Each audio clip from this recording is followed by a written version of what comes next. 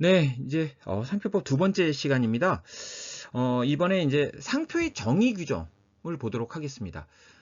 우리가 이제 상표의 기능, 전 시간에 상표의 기능을 얘기할 때 잠깐 상표가 뭔지는 봤지만 다시 보도록 할게요. 자, 상표라는 게 뭐냐?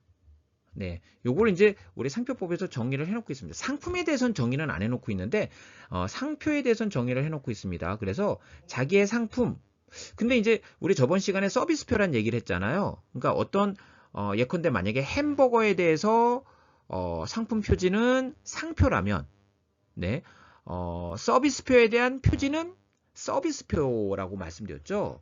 그런데 이제 요게 이게 이제 우리 이제 일반 소유자들이 이제 헷갈려 하니까 요거를 갖다가 그냥 서비스도 상품의 범위에 다 포함시켜 버렸어요. 그래서 이제 상품에 대해서 이제 상품도 서비스, 그러니까 무형의 이제 서비스업도 이제 다 포함되는 걸로 해서 이제 다 상표라고 용어는 바꿨지만, 우리가 이제 뭐 유형물에 대한 상표와 이런 무형물에 대한 상표, 네, 그러니까 이제 서비스업에 대해서는 조금 이제 그 특성이 차이가 있기 때문에 저는 그냥 강의할 때는 서비스표, 옛날에 이제 표현이 서비스표를 그냥 쓰고 있습니다. 예, 그렇지만 제가 상표라고 했건 서비스표라고 했건 그거는 이런 상품이나 그 상품이나 유형적인 어떤 상품이나 아니면 이제 무형적인 서비스업에 대한 표지구나. 예, 이렇게 이제 그래서 이제 상표구나. 이렇게 이제 한꺼번에 그냥 이해하시면 되겠습니다. 아무튼 지금 이제 서비스라고 하는 서비스업이 이 안에 이제 다 포함이 돼 있다. 상품에 포함되어 있다는 거고요.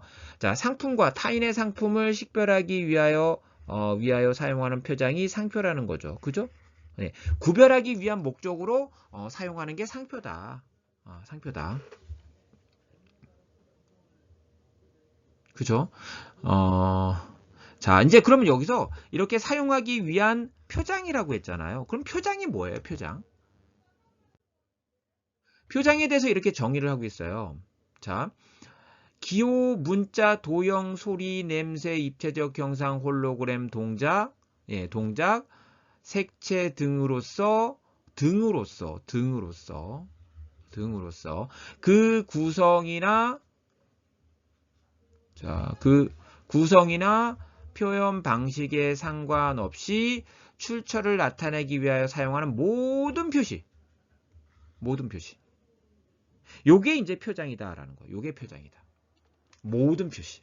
자, 이게 이제 경제가 성장하면 할수록, 경제가 발전하면 할수록 이 표장의 범위는 넓어지고 있어요. 그래 넓어지고 있고 우리나라는 이제 최대한 넓어졌는데, 자, 이제 과거에는 뭐 문자라든가 도형, 기호 이런 것들만 인정이 되다가 1990년대 이제 입체적 형태 있잖아. 입체 상표도 이제 입체적 형상도 들어왔고, 예, 들어왔고, 그리고 2000년대 중반 7년도에 우리 이제 색채만의 상표도 들어왔고, 그러니까 1990년대 색채가 들어간 상표도 인정됐고, 그전엔 다 흑백이었어요. 그러다가 색채가 들어간, 컬러가 들어간 상표도 인정이 됐고, 입체적 형태, 3차원적인 입체적 형태도 상품 표지로 인정이 됐는데, 2007년도에 색채만으로 된 것도, 네, 그러니까 어떤 문자나 기호 등의 색채가 들어간 거 말고 색채만으로 된 것도 상품 표지가 된다고 얘기하고 있고, 예, 그 다음에 이제 시각적 이미지가 고정되지 않는 홀로그램 동작 상표도 인정이 됐고,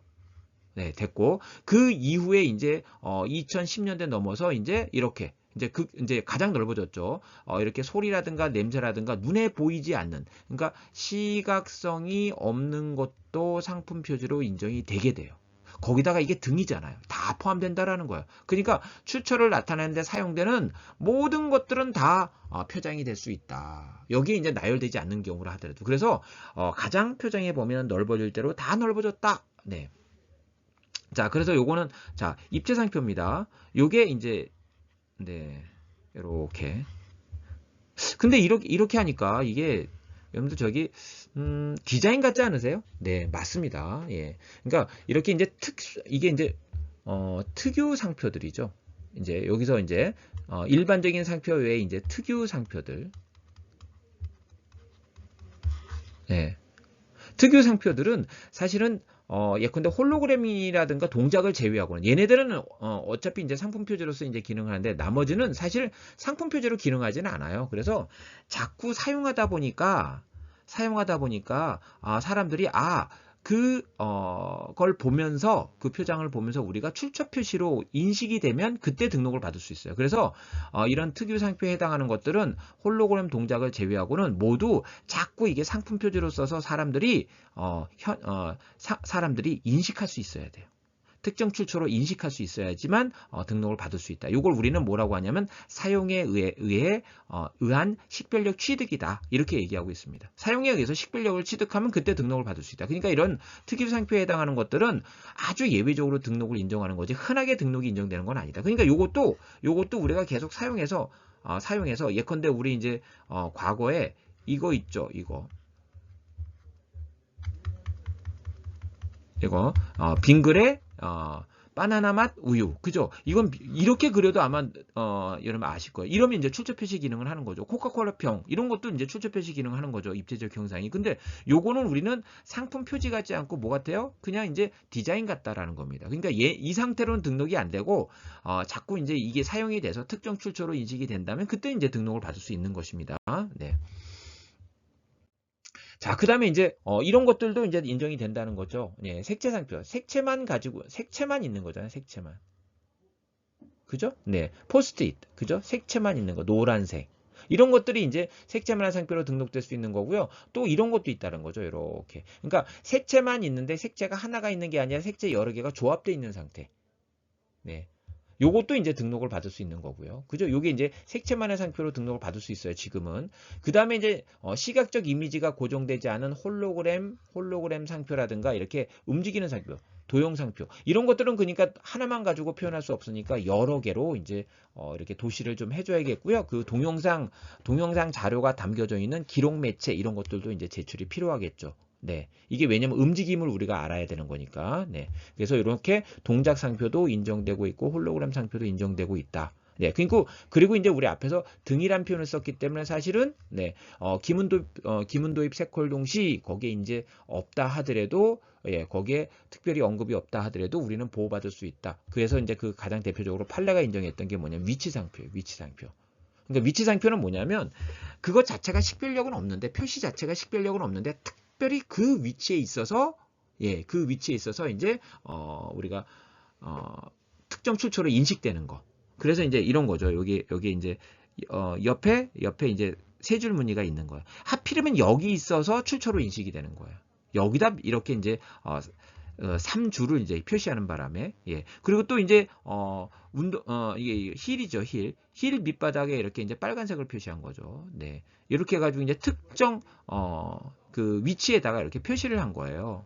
그러니까 이제 사람들이 이걸 보면서 특정 출처는 힐을 만드는 회사는 특정 회사구나. 또 요 옷을 만드는 회사는 특정 출처구나. 이렇게 인식하게 된다는 거죠. 예. 하필이면 그 표시가 특별한 특정한 위치에 있기 때문에 그러한 거죠. 예, 그렇게 우리가 인식할 수 있는 거죠. 이런 것들이 다 뭐다? 상표로서 등록을 받을 수 있다라는 겁니다.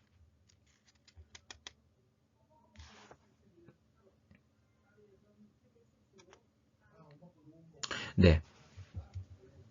그 다음에 이제 특유상표입니다. 특유상표는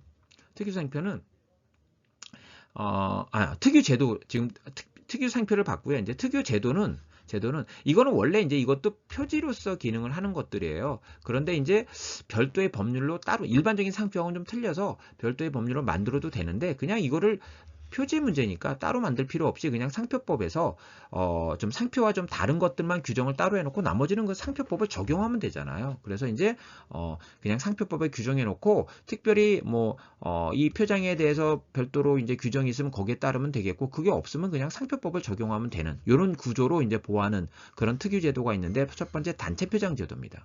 자, 단체 표장 제도는 뭐냐면 이런 거예요. 여기 이제 어떤 상공인이 있어요. 소상공인이 있어요. 뭐 예컨대 뭐 갑을병이 있어요. 의류를 만드는 사람이라고 할게요. 근데 이제 이 갑이 한 사람이 실제 거래하는 회사는 한 세 군데 뭐 20년 30년 동안 세 군데 회사를 거래하고 있는데 예컨대 이제 평화시장에서 뭐 의류를 이제 제조하는 사람이라고 할게요. 근데 이분은 자기가 워낙 의류를 잘 만드니까 이렇게 다른 의류와 나를 구별시키고 싶었던 거예요. 근데 이제 상표로서 등록받고 사용해봐야 뭐 할 겁니까? 거래처가 세 군데밖에 없는데. 그러니까 사람들이 일반 수요자들이 알아주지 못하겠죠. 그죠? 네. 그러니까 이게 신용을 담기가 쉽지가 않습니다. 예, 거래하는 그 폭이 좁기 때문에. 자, 그래서 이제 예를 들어 이제 평화시장에서 이런 분들이 굉장히 많은 거예요. 그러니까 동대문 쪽에 보면 이렇게 이제 옷과 관련된 업종에 종사하는 분이 옛날에 많았잖아요. 지금은 잘 모르겠습니다. 근데 이제 이런 분들이 경력도 다 거기서 오래됐잖아요. 그러니까 이런 분들이 안 되겠다. 우리가 각각 했더니 보니까 사람들이 뭐 상표 등록 받아봐야 메리트가 없다. 그러면 우리가 이렇게 하자. 이렇게 하나의 단체를 형성하자. 단체. 예컨대 뭐 평화시장에서 의류를 판매하는 사람들의 모임, 평의모 이런 식으로 단체를 만드는 거. 이건 근데 이거는 공식적으로 이거 법인이어야 됩니다. 다른 건 안 되고요. 예. 신뢰를 담보해야 되기 때문에 이렇게 단체를 만들어서 이 단체 이름으로 등록을 받는 거예요. 보통 상표는 자기가 등록을 받고 자기가 쓰는 거잖아요. 근데 이제 단체 표장은 뭐냐면 이런 소상공인들이 이렇게 단체를 만들어서 단체 이름으로 등록을 받고 실제 사용은 누가 하는 거죠? 단체도 사용하겠지만 주로 이렇게 이제 단체원들이 사용하는 거죠. 이들이 같은 표장을 사용함으로 인해서 어떻게 되는 거예요? 신용 형성이 굉장히 용이해지겠죠.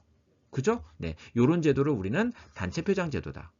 그러니까 어떤 상품을 생산 등을 하는 자가 공동으로 설립한 법인이 직접 사용하거나 사용하게 하기 위한 표장 이런 거예요. 이런 거. 요걸 우리는 단체 표장이다. 그래서 단체로 등록을 받고 단체원들이 사용하는 구조. 네. 요걸 우리는 단체 표장이라고 합니다. 네, 단체 표장이라고 합니다. 그러니까 이제 여기 쭉 뭐 조합 이렇게 나와 있는데 이들이 전부 다 뭐예요? 법인이어야 되는 거예요. 네, 법인이 아닌 경우는 안 되고요. 예, 법인이어야 되는 겁니다. 네, 그리고 이제 이걸 누가 쓰는 거예요? 그 단체원들이 쓰는 거죠. 네. 그래서 신용을 형성하기 용이하게 하는 거. 이거는 소상공인들에게 굉장히 중요한 상표법으로서 이게 중요한 제도죠. 그죠? 네. 소상공인들을 위한 제도이기 때문에 우리 특허청에서 굉장히 강조하고 있는 제도 중에 하나입니다. 그리고 굉장히 중요한 제도입니다. 근데 이제 이렇게 이제 단체 표장 제도가 있는데 이게 이제 아주 활성화된 건 여러 가지 이제 제도 개선도 있었지만 활성화된 거는 2005년도에 이게 지리적 표시 단체 표장 제도가 들어오면서 네. 이렇게 자, 지리적 표시 단체 표장 이죠? 예. 장흥 표고버섯 공유자 이천 도자기 여러분들 저기 이제 뭐 지하철역 같은 데 보면 이런 거 많이 있을 거예요. 네. 그래서 그 보성녹차, 영덕대게, 한산 소곡주, 네 이런 것들이 이제 등록된 경우죠. 네 그래서 요렇게 해서 보통 이제 지자체를 중심으로 해서 그 지역의 특산품과 관련돼서 이제 이렇게 등록받는 그 단체를 결성해서 등록받는 이런 것들이 굉장히 활성화되어 있다. 활성화됨으로 인해서 이제 단체 표장 제도가 자연스럽게 이제 활성화된 제도가 된 것이죠. 그래서 각 지자체들은 이런 것들에 대한 등록에 굉장히 진심을 갖고 있다. 네. 이렇게 말씀드릴 수 있겠고요. 자, 이번에 이제 증명표장 제도입니다. 증명표장은 이게 이제 보통 우리가 상표는 내가 등록받고 내 상품에다가 자기 이름표를 다는 거잖아요. 구별하기 위해서. 근데 증명표장은 증명업을 영위하는 자예요. 증명업을 영위하는 자가 그러니까 증명하고 관리하는 것을 업으로 하는 자가 타인이 그런 증명 마크를 줄 수 있는지를 이렇게 이제 검사를 하는 거죠. 그죠? 네. 그래서 이제 그걸 판단을 해서 그 품질이 있다라고 하면 그 타인에게 요 인증 마크를 부착시켜 주는 거예요. 그러니까 이 인증 마크는 누가 쓰는 거예요? 누가 쓰는 거예요? 타인이 쓰는 거예요. 타인이. 그러니까 일반적으로 이제 상표는 내 상품에 부착하는 건데 증명표장은 다른 타인에게 부착해 주는 거다. 이게 이제 굉장히 중요한 특징이죠. 그래서 이제 별도의 특유 제도가 된 거예요. 그래서 이제 여기서 보시면 뭐 인증 마크, 그러니까 품질에 관한 이제 인증 마크들이 여기에 이제 증명 표장에 해당하겠습니다. 자, 그다음에 이제 업무 표장 제도라는 게 있는데 업무 표장 제도는요. 비영리 업무를 영위하는 자가 자기 업무를 표상하기 위해서 사용하는 표장이 업무 표장입니다. 그러니까 비영리. 예컨대 이제 예컨대 뭐 국제적인 어떤 구호 단체라든가 뭐 이런 데가 여기 이제 들어갈 수 있겠죠. 그죠? 자, 그런데 이 업무 표장은 해방 이후 한 500건 남짓 정도밖에 안 돼요. 등록된 게. 이 업무 표장은. 네.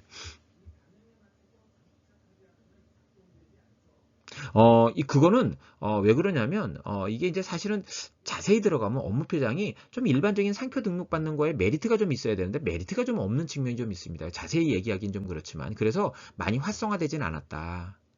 네. 그래서 주로 이제 이 업무 표장, 비영리 업무를 영위하는 자는 이제 이렇게 공공기관이잖아요. 공공기관이 주로 이제 업무 표장 제도를 등록을 받고 있고, 사실 이제, 이게, 공공기관이 아닌, 이런 그 민간 단체로 이렇게 내려가지는 않고 있다. 복지 뭐 단체 뭐 이렇게 구호 단체 이런 데서는 이게 좀 요건이 엄격한 측면도 있고요. 꼭 이걸 갖다 독점권을 발생시켜서 이게 사용하는 게 맞아?라는 어떤 그런 네. 그 분야에 속해 있는 분들은 뭐 내가 뭐 재산을 쌓겠다 이런 거보다는 남을 도와주는 거다 보니까 이게 업무 표장에 대해서는 이렇게 적극성을 띠진 않습니다. 그러다 보니까 이제 이렇게 많이 활성화되지 않은 측면이 있다. 네.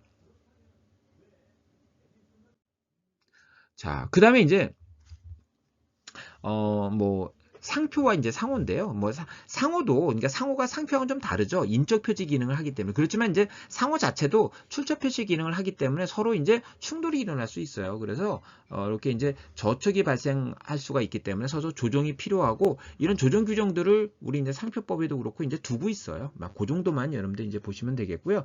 자, 우리 이제 요거까지 하나만 더 얘기하고 간단히 얘기하고 이제 요번 시간은 마무리하도록 하겠습니다. 네. 뭐냐면 이제 상표의 사용이에요. 상표의 사용. 상표에 우리가 이제 특허법에서 실시가 있다면 상표법에서 이제 사용이 있는 거죠. 사용. 그러니까 이 사용을 독점하는 거죠. 상품 표지로서 사용이어야지 이제 독점하는 거고 이걸 갖다가 이제 제3자가 이걸 사용하게 되면 침해가 되는 거죠. 그죠? 네. 그럼 도대체 우리 상표법에서는 사용을 어떻게 구분하고 있는가? 먼저 이렇게 2조 1항 11호 그 강목에 이제 가나다목입니다. 네. 그래서 가목에 뭐라고 하고 있습니까? 표시행위. 이게 상표의 사용이다. 이걸 무단으로 하면 침해가 되는 거죠. 표시행위. 그러니까 상품이나 포장에 이제 상품 표지로 표시하면 이걸 표시행위라고 해서 이제 우리는 자, 침해 주장하면 침해가 인정이 되겠고요. 그 다음에 남목에는 뭐라고 되냐면 유통행위. 유통행위. 그러니까 이렇게 표시한 거 있잖아요. 네, 상품이나 포장에 표시한 걸 갖다가 네, 유통시키는 거예요. 양도하거나 인도하거나 전기통신 회선을 통해서 제공하거나 이를 목적으로 전시, 수출, 수입하는 행위. 우리 이제 뭐, 네, 여기서 상표법에서까지 이거 이제 외우고 이런 것들이 이제 상표법에서는 되게 중요할 수 있는데, 우리 이제 이 전체 이 강의에 이제 비중을 고려해서 우리는 그냥 참고 정도로만 이제 보시면 될 것 같습니다. 표시행위, 그리고 이제 이 표시한 걸 유통하는 행위도 사용행위다. 다목은 뭐냐면, 다목은 보통 이걸 광고행위라고 합니다. 광고행위라고 합니다. 네. 그래서, 상품 광고죠. 상품 광고라든가 정가표, 거래서류, 그 밖의 수단에 상표를 표시하고, 이거는, 자, 광고에서 표시한 거잖아요. 그러니까 이거는 상품 자체에다가 이제 포장 자체에다가 표시한 건 아니기 때문에 이렇게 표시한 것만 가지고는 안 되고 뭐가 필요합니까? 전시, 널리 알리는 행위까지 이제 필요한 거죠. 예. 그러면 이제 요거 그러니까 이제 가나먹은 상품이나 상품의 포장에 표시했다면 다먹은 다른 데다 표시한 걸 얘기하는 거야. 그래서 이제 요거는 표시만 가지고는 안 되고 전시, 널리 알리는 행위가 필요하다라는 겁니다. 이렇게 이제 가나 다목에 해당하게 되면 우리는 상표의 사용 행위가 되겠고요. 그다음에 뭐 입체 상표, 이제 특유 상표가 있으니까 2조 2항 규정이 있어요. 참고적으로 보시면 되겠고. 근데 이런 표시 행위, 유통 행위, 광고 행위를 했다 하더라도 우리가 상품 표지를 인식을 해야지 상표의 사용이 되는 거죠. 네, 그래서 상품 식별 목적이어야 된다. 네, 식별 목적이어야 된다. 그래서 아무리 내가 상품 표지로 썼다 하더라도 다른 사람들이 그냥 그거를 문자적으로 이해하는 경우가 있어요. 네, 그런 경우라면 우리는 상표 사용이 아니다라는 거죠. 그럼 상품 표지로 쓴 게 아니니까. 그래서 예를 들어서 이제 에어클리너 사건이 있는데 에어클리너라고 해서 이제 필터입니다. 네, 우리 이제 엔진 오일 갈고 그럴 때 이제 바꿔주는. 근데 이제 요거는 신일 ENG라고 하는 회사에서 만들었고요. 이게 이제 적용되는 차량이 있는 차량을 적어놓은 거예요. 그 중에 이제 뭐가 문제가 됐냐면 라노스가 문제가 됐는데 그 당시 이제 대우자동차, 네, 지금은 이제 GM이지만 라노스란 차가 있었어요. 이거에 대해서 침해 주장을 했던 거예요.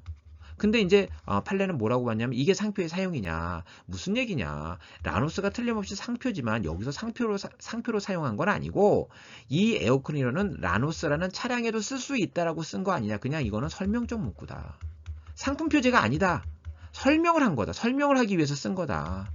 그래서 이거는 상표의 사용이 아니기 때문에 침해가 아니다. 그럼 도리어 여기서 상품 표지로 쓴 건 뭐다? 신일 ENG다. 출처를 이걸로 인식한다. 그래서 이제 신일 ENG가 상표다. 이렇게 이제 판례가 본 거죠. 그래서 기본적으로 우리가 상표의 사용이 되려면 자, 이렇게만 기억해 주십시오. 예, 표시행위, 표시하고 유통하고 광고. 네, 광고. 그리고 우리가 이게 그 상품 식별 목적으로 사용됐어야 된다. 상품 표지로 인식해야 된다. 이렇게 설명적 문구로 사용되는 거, 이런 것들은 상표로서 사용한 것이 아니다. 아무리 표시했다 하더라도. 네. 자, 여기까지 해서 이제 마무리하도록 하겠습니다. 자, 수고하셨습니다.